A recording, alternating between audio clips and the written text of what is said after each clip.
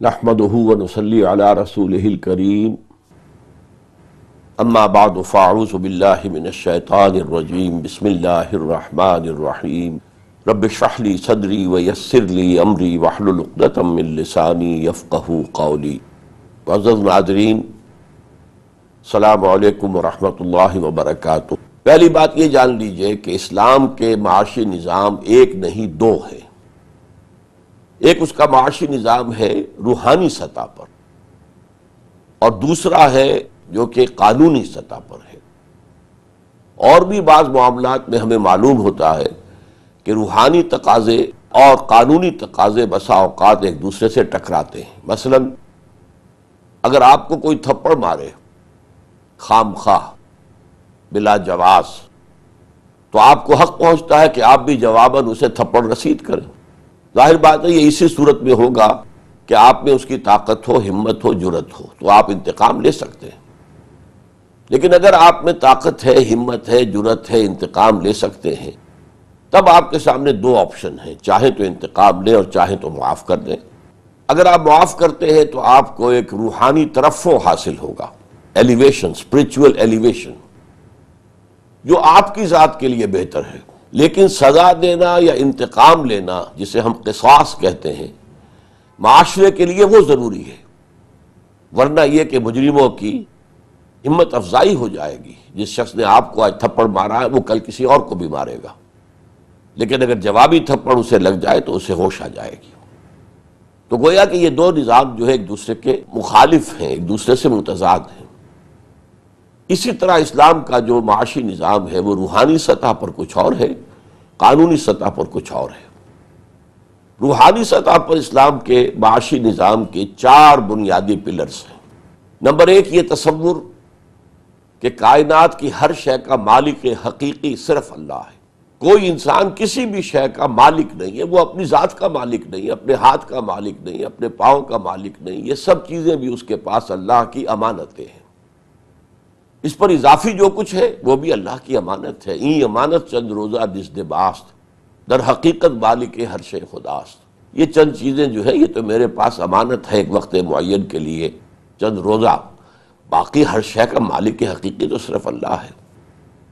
گویا کہ اس میں نہ صرف پرسنل اونرشپ کی نفی ہو گئی بلکہ نیشنل اونرشپ کی بھی نفی ہو گئی، جو بنیاد تھی کمیونزم کی۔ دوسرا پرنسپل اس کا یہ ہے کہ آپ جو کچھ کمائیں، محنت آپ کریں، کھیت میں آپ ہل چلائیں، آپ بیج ڈالیں، آپ اس کی پانی دیں، سب کچھ کریں، فصل آپ کاٹیں، لیکن جو کچھ آپ کو ملے اسے آپ اپنی محنت کا ثمر یا اجرت یا اجر نہ سمجھیے، بلکہ وہ اللہ کا فضل ہے۔ فضل وہ شے ہوتی ہے جو بلا استحقاق دی جاتی ہے۔ اگر آپ کسی کو مزدور رکھتے ہیں ایک دن کے لیے اور 100 روپے اس کی مزدوری طے کرتے ہیں، لیکن چونکہ آپ نے آبزرو کیا ہے کہ اس مزدور نے بڑی دیانتداری سے اور محنت سے اور دل لگا کر کام کیا ہے، تو آپ اسے شام کو 100 روپے تو اس کی ویج دیتے ہیں، 10 روپے مزید دیتے ہیں۔ یہ فضل ہے۔ تو اللہ تعالیٰ انسان کو جو کچھ اس دنیا میں دیتا ہے، چاہے اس کے لیے محنت خود انسان نے کی ہو، لیکن اسے سمجھنا یہ چاہیے کہ یہ اللہ کا فضل ہے۔ یہی وجہ ہے سورہ جمعہ میں فرمایا فَإِذَا قُضِيَتِ الصَّلَاةُ فَانتَشِرُوا فِي الْأَرْضِ وَابْتَغُوا مِن فَضْلِ اللَّهِ۔ جب نماز جمعہ ادا ہو چکے تو تم زمین میں منتشر ہو سکتے ہو اور اللہ کا فضل تلاش کرو۔ نمبر 3 یہ کہ اس فضل خداوندی میں سے تمہارا جائز حق صرف تمہاری ضروریات کی حد تک محدود ہے۔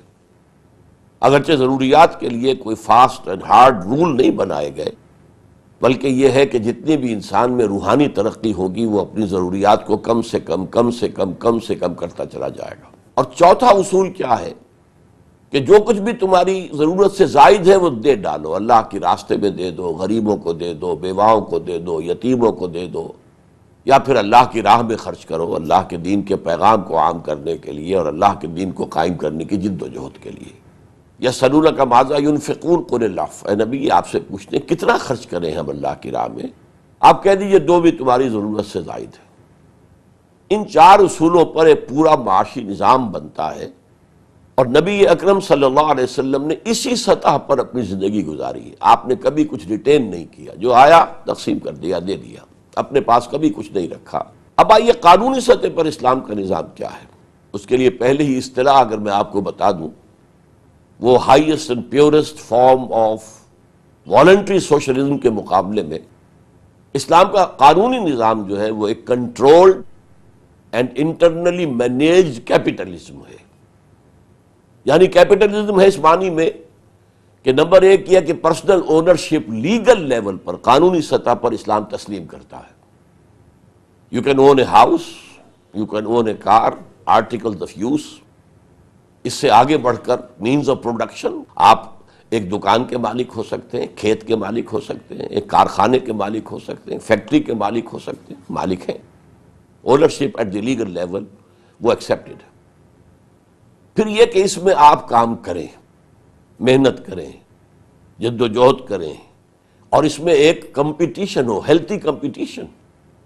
اس لیے کہ اگر آپ زیادہ کام کریں گے، زیادہ کمائیں گے تو آپ کی ملکیت ہوگا. صرف یہ کہ ایک خاص حد سے آگے آپ گزر جائیں گے تو آپ سے زکوٰۃ لے لی جائے گی، وہ اوبلیگیٹری ہے، وہ تو جبراً لی جائے گی. تاکہ اس آزاد جو دوڑ لگی ہوئی ہے، جو ریس ہے، جو فری اکانومی کا معاملہ ہے، جو کہ کیپٹلزم کا ایک لازمی جز ہے، اس میں لازماً کچھ لوگ آگے نکل جائیں گے، کچھ پیچھے رہ جائیں گے. کچھ ہیوز ہوں گے، کچھ ہیو ناٹس ہوں گے. تو ان ہیو ناٹس کی ضروریات کو پورا کرنے کے لیے ان کے سے زکوٰۃ لی جائے گی، ہیوز سے جو ایک خاص سطح تک پہنچ گئے ہیں، تاکہ ان ہیو ناٹس کی ضروریات کو پورا کیا جا سکے. اور اسی بنیاد پر اسلامی ریاست اور جو نظام خلافت ہے وہ اپنے ہر شہری کی بنیادی ضروریات انڈر رائٹ کرتی ہے، اس کے ذمے ہے. اسلام نے بہترین نظام دیا تھا آج سے 1400 برس قبل.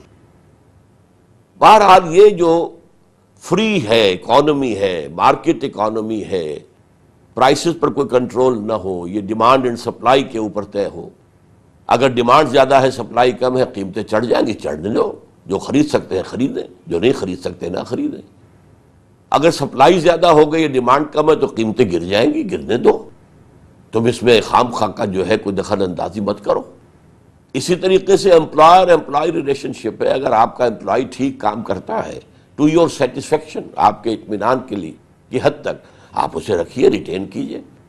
اور اگر وہ نہیں کر رہا تو آپ اسے فائر کر دیجئے. ہائر اینڈ فائر، یہ ساری چیزیں جو کہ ماڈرن جو کیپٹلسٹک سسٹم کی ہیں، یہ اسلام میں جائز ہیں. لیکن اسلام نے دو طرف دیواریں کھڑی کر دی ہیں.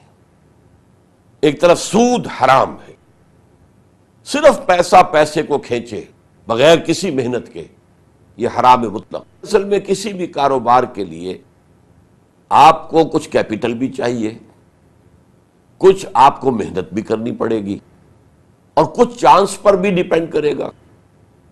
کبھی حالات ایسے ہوں گے کہ آپ کی وہی محنت اور وہی سرمایہ زیادہ آپ کو نفع دے دیں گے، اور کبھی ایسا ہوگا کہ سرمایہ بھی وہی ہے، محنت بھی اتنی ہے، لیکن نفع آپ کو کم حاصل ہوا ہے.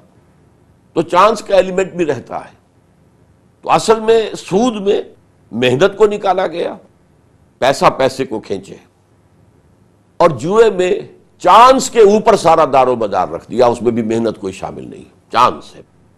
اسی طریقے سے انسان کے سفلی جذبات کو بھڑکا کر، جنسی جذبات کو بھڑکا کر کمائی کرنا. ایڈورٹیزمنٹ ہے تو اس کے اندر جو ہے عورت کی تصویریں آ رہی ہیں، اور کوئی معاملہ ہے، آپ کسی چیز کو پروموٹ کرنے کے لیے ٹی وی پر ایسے پروگرام دکھاتے ہیں، ننگے ناچ دکھا رہے ہیں، کچھ اور کر رہے ہیں، اسپانسر کر رہے ہیں ان کو، تاکہ اپنے پروڈکٹ کی بھی ساتھ ہی ساتھ پبلسٹی ہو جائے. تو یہ اور فلموں کا جو سارا نظام ہے، ڈراموں کا نظام ہے، اس میں ناچ اور گانے ہو رہے ہیں، یہ سب کیا ہے؟ انسان کے سفلی جذبات کو مشتعل کر کے کمانا، حرام. اسی طریقے سے انسان کے ہوش اور شعور کو ختم کر دینے والی چیزیں جنہیں ہم منشیات کہتے ہیں، یہ جو ڈرگز ہیں، ان ڈرگز کا حرام ہونا یہ بالکل ثابت ہے. نہ صرف شراب حرام ہے، بلکہ جو شے بھی انسان کے شعور کو ختم کر دے وہ تمام چیزیں حرام ہیں، چاہے وہ ہیروئن ہو یا کوئی اور شے ہو. ان چیزوں سے کمائی بھی حرام ہے. تو اس طریقے سے یہ دو دیواریں ہیں، ان دیواروں کے اندر ہوگا یہ کیپٹلزم. اس لیے میں نے کہا تھا اے لمیٹڈ کنٹرولڈ کیپٹلزم، تاکہ سرمایہ چھا نہ جائے، سرمایہ ہی پورے معیشت کے اوپر چھا نہ جائے، بلکہ سرمایہ کاری ہو. سرمایہ کو میدان میں لگائیے، انڈسٹری میں لگائیے، کاروبار میں لگائیے، سود نہ ہو، جوا نہ ہو، اور جنسی جذبات کو بھڑکا کر کوئی کمائی نہ کی جا رہی ہو، اور منشیات نہ ہو، ڈرگس نہ ہو، اور اس کے اندر اندر آپ جائز کاروبار کریں، محنت کریں، آپ زیادہ محنت کریں گے، کمپٹیشن کریں گے، اس میں آپ بہتر سے بہتر پروڈکٹ میدان میں لائیں گے، اور کوشش کریں گے کم سے کم قیمت پر تاکہ زیادہ لوگ آپ کا مال خریدیں، تو اس سے یہ ہے کہ وہ اکانومی بڑھتی ہے، فلرش کرتی ہے۔ جبکہ وہ جو نظام تھا کمیونزم کا، اس میں چونکہ پرسنل انسینٹیو نکل گیا تھا، اس میں زیادہ محنت کرنے کا جذبہ ختم ہو گیا۔ کیوں؟ ہمیں تو فکس ویج ملنی ہے، فکس تنخواہ ملنی ہے، زیادہ محنت کیوں کریں؟ لہٰذا وہاں پر ٹو ورک مور، اس کے لیے کوئی انسینٹیو نہیں تھا۔ لیکن یہ کہ اس کیپٹلزم میں انسینٹیو تھا، لہٰذا کیپٹلزم جیت گیا، کمیونزم ہار گیا۔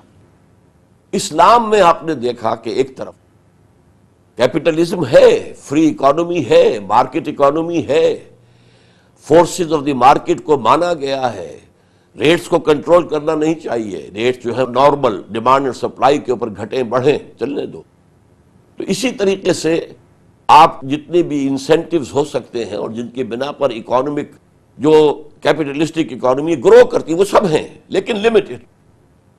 اب سود کا جو میں نے عرض کیا تھا کہ جو ننگا سود ہے، براہ راست سود، وہ تو اتنی حرام شے ہے، اتنی حرام شے ہے، صرف پیسہ پیسے کو کما رہا ہو، جس کے ساتھ کوئی لیبر نہیں ہے، کوئی رسک لینے کو تیار نہیں ہے، قرض دیتا ہے لیکن وہ یہ نہیں ماننے کو تیار کہ اگر میرا یہ شخص جو مجھ سے قرض لے رہا ہے وہ کاروبار کرے، اس میں اس کو خسارہ ہو جائے تو میں بھی کچھ خسارہ برداشت کروں۔ وہ خسارے میں اور نفع میں شیئر کرنے کو تیار نہیں، وہ تو اپنا فکسڈ جو ہے وہ منافع لے گا۔ نتیجہ یہ کہ اس کی دولت بڑھتی چلی جائے گی، اس کا اگر کاروبار بیٹھتا تو بیٹھ جائے، وہ اگر دیوالیہ ہوتا تو ہو جائے، لیکن یہ کہ کیپٹلسٹ کا تو جو ہے وہ سرمایہ آتا چلا جائے گا۔ اسلام میں اس کی دو شکلیں ہیں جو جائز کی گئی ہیں۔ ایک ہے جسے مزاربت کہتے ہیں، ایک تو مشارکت ہے کہ کچھ لوگ مل کر وہ اپنا سرمایہ بھی جمع کر لیں تاکہ ان کے پاس زیادہ سرمایہ ہو انویسٹ کرنے کے لیے، اور اپنی محنت بھی جمع کر لیں، مل جل کر کام کریں، تو یہ شراکت ہے۔ اس شراکت کے اوپر کوئی پابندی نہیں ہے، اس شراکت سے جو کچھ بھی منافع حاصل ہو تقسیم کر لیجئے، اور جو کچھ نقصان ہو اسے بھی سب مل کر بیئر کریں۔ شراکت تو بہترین شکل ہے کاروبار کی جو اسلام جس کی اجازت دیتا ہے۔ ایک مزاربت ہے، ایک شخص کے پاس پیسہ ہے لیکن وہ کسی وجہ سے کام نہیں کر سکتا، بوڑھا ہو گیا ہے یا عورت ہے بوڑھی ہو گئی ہے یا کوئی مرض لاحق ہے کسی کو، تو وہ اپنا پیسہ کسی کو دیتا ہے کہ وہ کاروبار کرے، اس کو مزاربت کہتے ہیں۔ اس مزاربت میں ظاہر بات ہے نفع ہوگا تو اسے بھی ملے گا، اور کہا جا سکتا ہے کہ یہ بھی بغیر محنت کے نفع مل رہا ہے، لیکن اس کو کاؤنٹر کر دیا گیا اسلام میں کہ اگر خسارہ ہوگا تو سارا مال والے کے ذمے ہوگا، وہ ورکر جو ہے، عامل جو ہے، جس کو کہ قرض دیا گیا تھا یا پیسہ دیا گیا تھا مزاربت پر، وہ نقصان کا ذمہ دار نہیں ہوگا۔ نقصان پورا کا پورا اس ظلم مال پر آئے گا، صاحب مال پر آئے گا جس نے کہ مال دیا تھا انویسٹ کر کے کاروبار کرنے کے لیے۔ تو یہ چیز کاؤنٹر کر رہی ہے اس کو کہ رسک اس میں زیادہ ہے، اس میں رسک جو ہے، ورنہ مشارکت میں تو سب کے سب اس رسک کو شیئر کرتے ہیں، نفع بھی آئے گا تو تقسیم کریں گے اور منافع بھی ہوگا تو سب مل کر اسے بیئر کریں گے، نقصان اگر ہوگا تب بیئر کریں گے۔ لیکن یہاں یہ کہ نقصان پورا کا پورا جو مالک ہے، جس نے پیسہ دیا ہے، اس کے اوپر ہوگا، مضارب کے اوپر کوئی ہرجانہ نہیں ہے۔ یا پھر ایک شکل جو جائز کی گئی ہے وہ ہے رینٹنگ، کہ آپ نے ایک مکان بنایا ہے اور اسے آپ نے کرائے پہ لے لیا۔ یہاں بھی یہ شک ہوتا ہے اور وہ جائز شک ہے کہ یہ اپنے سرمایہ پر کما رہا ہے، اس نے کوئی محنت اس میں نہیں کی، یہ مکان بنا کے دے دیا ہے، مکان کا کرایہ لے رہا ہے، جائز ہے، سوائے اس کے کہ مکے کی زمین کا کرایہ جو ہے حرام کر دیا گیا ہے، اور اسے حضور نے فرمایا من اکل کرا ارض مکہ فقط اکل الربا، جس شخص نے مکے کی زمین کا کرایہ لیا اس نے گویا کہ ربا لیا ہے، سود لیا ہے۔ سود جتنا کچھ حرام ہے اتنا ہی یہ بھی حرام، اس لیے کہ وہاں لوگ آتے ہیں اپنا ایک مذہبی فریضہ ادا کرنے کے لیے، اور اتنے لوگ آ جاتے ہیں کہ ظاہر بات ہے وقتی طور پر کرایہ آسمان پہ چڑھ جاتے ہیں۔ حاجیوں کو سب سے زیادہ جو پے کرنا پڑتا ہے وہ تو وہاں کا کرایہ ہے جو مار دیتا ہے انہیں، اس کو حرام قرار دیا حضور نے۔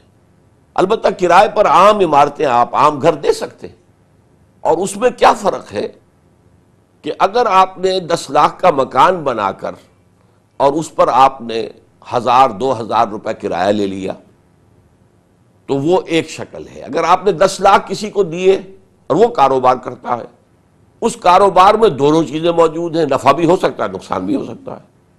جبکہ مکان جو اس نے لیا، اس سے وہ کیا لے گا؟ 1 مہینے رہے گا صرف نا، اس میں کسی نقصان کا امکان نہیں، اس کے لیے کوئی نفع کا معاملہ نہیں ہے، ایک فکسڈ بینیفٹ ہے جو اس نے حاصل کیا ہے۔ اور یہ جو مکان ہے یہ سرمایہ کی فلوئڈ فارم نہیں ہے، مائع فارم نہیں ہے جو گھٹ سکتی ہے بڑھ سکتی ہے، بلکہ یہ تو در حقیقت سرمایہ ہے، اس کی فکس صورت ہے، اس کا فکس کرایہ آپ نے لے لیا، یہ جائز ہے۔ تو اس طریقے سے اسلام نے وہ جو ننگا معاملہ ہے، آپ نے بینک میں روپیہ رکھا اور کھایا اس کا سود، حرام مطلق، حرام مطلق، حرام مطلق۔ بینک سے قرض لیا، اس پر سود دیا، چاہے آپ نے مکان بنانے کے لیے لیا، چاہے اپنے کاروبار کو وسعت دینے کے لیے لیا۔